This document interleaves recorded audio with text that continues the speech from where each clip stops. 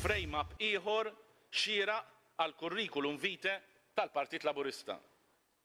Akkuża falsa fil-konfront ta' persuna mhux biss innoċenti imma li ħadmet fl-interess ta' pajjiżna. Kien b'dan il-mod li l-Prim Ministru Lorenz Gonzi ddeskriva l-mozzjoni tal-Oppożizzjoni li titlob għar-riżenja tal-Ambaxxatur Richard Kakia Caruana u li tikkundanna l-mod kif dan mar wara l-Parlament Malti. Għal Lorenz Gonzi m'hemm xejn ħażin li Richard Kakia Caruana huwa wkoll strateġista tal-Partit Nazzjonalista. Persuna li tat kontribut fil-Partit Nazzjonalista. Allura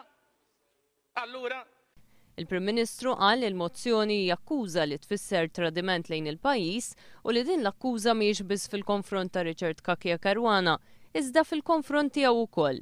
Fl-istess ħin Lorenz Gonzi ddeskriva l-mozzjoni tal-Oppożizzjoni bħala bużżieqa tas-sapun. U allura anki dan il-paragrafu hu bużżieqa oħra tas-sapun li tinfaqa' fix-xejn. Fil-biċċa l-kbira tad-diskors tiegħu għal aktar minn darba, il-Prim Ministru ddefenda l-aġir ta' Richard Kakia Caruana. L-inġustizzja kifra ta' din l-akkuża għandha tħammar wiċċ lil min jagħmilha għaliex ir-rappreżentant permanenti ta' Malta għall-Unjoni Ewropea dejjem ħadem għal ġid ta' pajjiżna. Skont il-Prim Ministru, is-sens komun kien jitlob lill-Oppożizzjoni tirtira l-mozzjoni.